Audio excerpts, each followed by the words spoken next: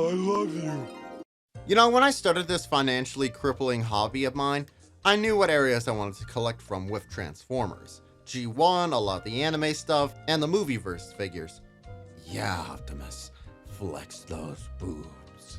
And that's gone well, and I've certainly collected for plenty of areas I didn't even expect to collect for.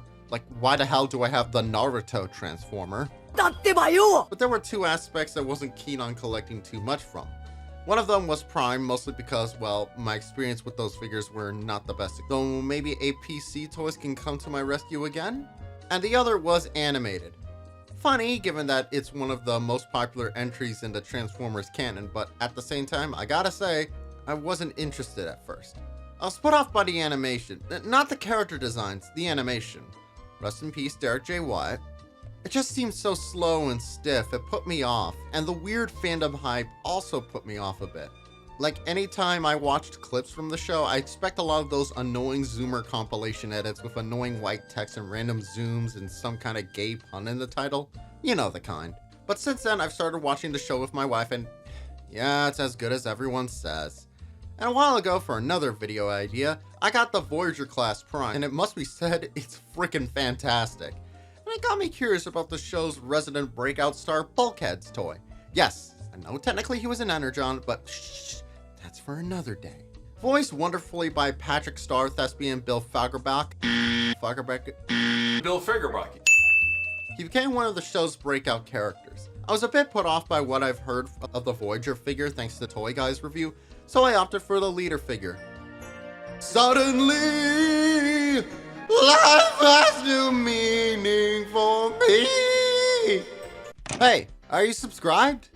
Don't lie to me. Because I upload new videos pretty often with all sorts of reviews, retrospectives, and whatever else I feel like uploading that week.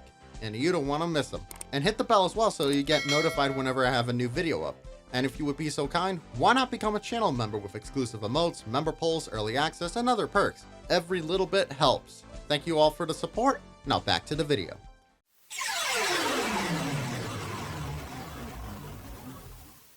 Look, there's a lot to love with this thing right from the start.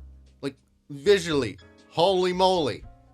This is 1-to-1 for the cartoon's art style, replicated in such a spectacular way. You'd think with such a simplified and dynamic design, it wouldn't translate well into 3D form, but like, look at it! Everything is on full display, from his girth to those massive arms, his bulk, and that beautiful head sculpt that perfectly captures the character's rough, but also friendly demeanor. Looks incredible. Oh, and most importantly, he's fat! And I mean that in the best way. This boy is thick and heavy. This is a big chunky toy. This is what people mean with frustrations about Transformers going down in size, but at the same time, he feels manageable. Like he's just the right size that he blends in with the others while still feeling huge.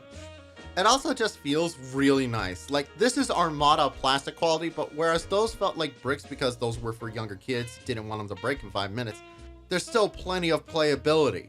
This is the plastic quality Transformers fans should long for again, instead of, you know, Combiner Wars.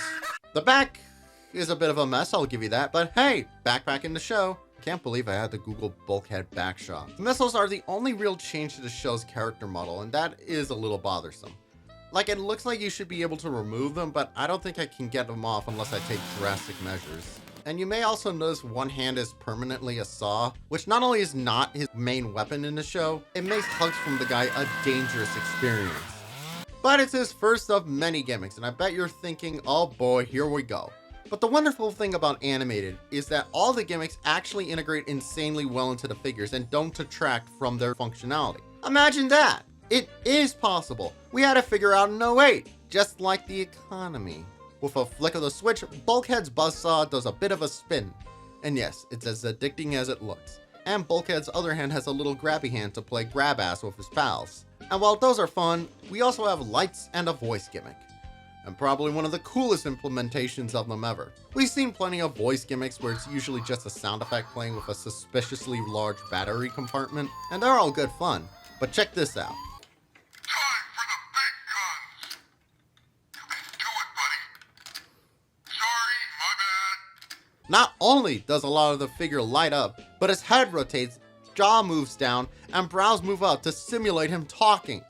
That's just incredible. It adds so much personality to this figure. Yes, it would be cool if we could pose it ourselves too, but like, and this voice has another piece. See, it comes with this. This is Headmaster. In the show, he was one of many human villains from season 1 that honestly took time away from the actual robots. You plug it in and it speaks in very 2007 gamer terms. I don't like this figure now. But the rotation still works, which is cool. Articulation-wise, sadly there's no neck swivel due to the gimmick, but shut up, it was totally worth it. No waist rotation either.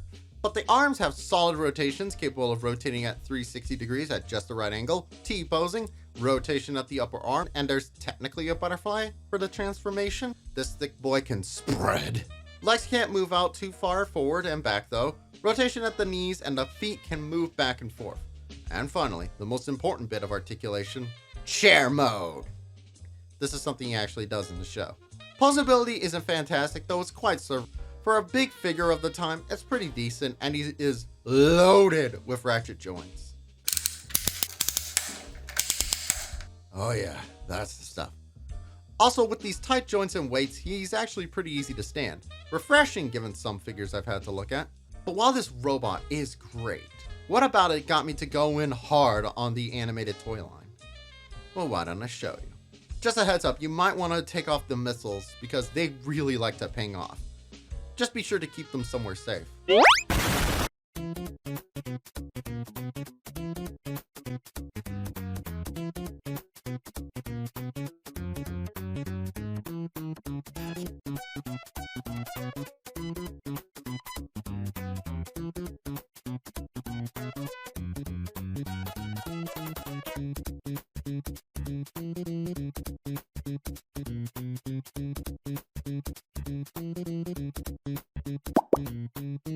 That transformation was blissful. Everything was sensible, snapped together well, and very inventive. It feels like how Bulkhead would transform. And apparently that's because character designer Derek J. Wyatt actually worked alongside the toy designers so that the toys and characters would share transformation methods with their toys. So there's never that feeling of, oh, here's the unfurling the back bit, or here's where the chest becomes the car tits bit. Except for Jazz, really, that comes with the territory. And the truck is just amazing. Yeah, obviously Bulkhead's gut, crotch I guess, god dang, he really is packing. Those bits obviously become the front of the truck, but I can easily forgive that because this military minivan is coming through large and in charge. I know it's the backpack doing a lot of work, but it somehow still feels so compact and clean. We swapped girth for length. And the sound gimmick still works because depending on what's plugged in, it plays a different sound. And yes, you can play regular Bulkhead clips too. And that just looks hilarious. How you doing? Also, I don't know why, but Bulkhead when you're transforming him back looks like this, and that just cracks me up every time. Also, that's something else. The transformation back and forth feel equally amazing and honestly really addicting. I've heard the term desktop toy for smaller Transformers, but can I use that if he's as big as a desk? Because this is a marvelous figure with a really fun transformation with a great robot mode and great car mode. There are so many bangers in Animated, and this is just scratching the surface. I got plenty more to show. Because Animated really felt like a once-in-a-lifetime toy line, and I know it's easy to fall into the dangers of nostalgia with my downsizing or my plastic quality. But I didn't grow up with these toys. The sheer dedication to a cartoony aesthetic while at the same time having good articulation, fun transformations, and fun gimmicks, something that embraces being a toy for kids but still feels quality enough for the big kids and biggest smelly children.